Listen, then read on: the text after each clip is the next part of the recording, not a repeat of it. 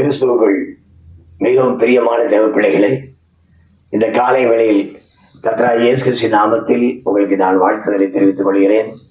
கர்த்தர் தாமே இந்த நாள் முழுவதும் நம் அனைவரோடு கூட இருந்து நம்மை வழிநடத்துவாராக. இந்த காலை வேளையில் இந்த நாளுக்கான தேவனுடைய வார்த்தை சகரியா 9:12 நம்பிக்கை உள்ள சிறைகளே அரணுக்கு திரும்புகள், இரட்டிப்பான நன்மையை தருவேன், இன்றைக்கே தருவேன். அல்லேலூயா. நம்பிக்கையுடைய சிறைகளை இன்னைக்கு இந்த நாளில் உங்கள் வாழ்க்கையில் என்ன பிரச்சனைகளின் சூழ்நிலையின் மத்தியில் சிறையை போன்று நாம் இருந்தாலும் ஆண்டவர் சொல்கிற ஒரு காரியம், அவர் மிக தெளிவாய் ஆண்டவர் நம்மிடத்தில் சொல்கிறார், நம்பிக்கை உள்ள சிறைகளை. நமக்கு ஒரு நம்பிக்கை உண்டு, அவருடைய இரட்சகராம் இயேசு கிறிஸ்து.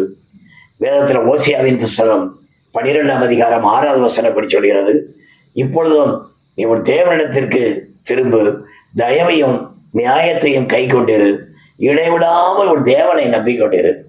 பிரியமான தேவ பிள்ளைகளை, இந்த நாளில் நான் உங்களுக்கு ஒரு நல்ல செய்தி சொல்கிறேன். நம்முடைய நம்பிக்கை தேவன் மீது வையுங்க. நம்முடைய அருமையான இரட்சகர் இயேசு கிறிஸ்து மீது வையுங்க. அவர் தான் நமக்கு எல்லாமா இருக்கிறார். நம்ம இந்த நாளில் அவரே நம்மை வழிநடத்துவார். வேதம் இப்படி சொல்கிறது, அரணுக்கு திரும்புங்கள். அவர் மேல நம்பிக்கை வைக்கணும்னா எது நம்முடைய வாழ்க்கையில அரண்? கொஞ்சம் யோசிச்சு பாருங்க. எது நம்முடைய வாழ்க்கையில அரண்? இயேசுவே நம்முடைய வாழ்க்கையில அரணாக இருக்கிறார். இயேசுவே நம்முடைய வாழ்க்கையில அரண். அப்போ அரணா இருக்கிற அந்த தெய்வ வேதம் இப்போ அழகா சொல்லுது. சங்கீதத்தின் புஸ்தகம் 28:8 கர்த்தர் அவர்களுடைய பலன், அவரே தாம் அபிஷேகம் பண்ணினவனுக்கு அரணான அடைக்கலமானவர். எத்தனை நம்புறீங்க? உங்கள் ஒவ்வொருவரையும் ஏசப்பா அபிஷேகம் பண்ணி இருக்கிறார்.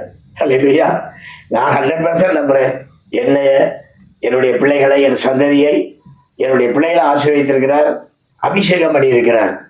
1 சாமுவேல் 23:14 அபிஷேகம் பண்ணப்பட்டவனுக்கு என்ன நடக்குது அப்படின்னா, தாவீது வனாந்திரத்தில் உள்ள அரணான ஸ்தலங்களிலே தங்கி சீப்பி என்னும் வனாந்திரத்தில் இருக்கிற ஒரு மலையிலே தடுத்திருந்தான்.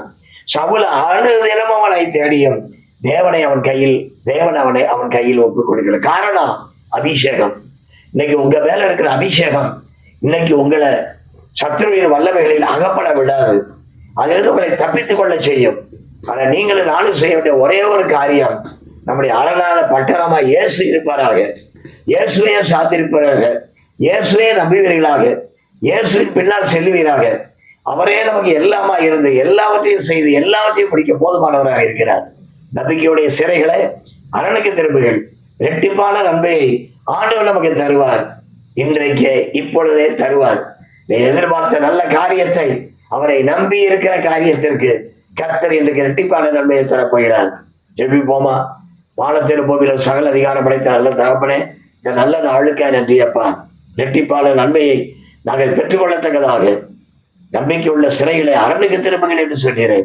நீரே எங்கள் அரணாயிருந்து இந்த நாள் முழுவதும் நாங்கள் போகிற பாதைகளில் எல்லாம் ஆண்டவர் துணையாயிருந்து சிலுவையில ரத்தத்தினால் எங்களுக்கு நீ உங்களுடைய பாதுகாப்பை கொடுத்து எங்கள் பிள்ளைகள் ஒவ்வொருவரையும், சபை பிள்ளைகள் ஒவ்வொருவரையும், எங்கள் தேசத்துல ஒவ்வொருவரையும் கர்த்தர் ஆசீர்வதித்து நடத்தும்.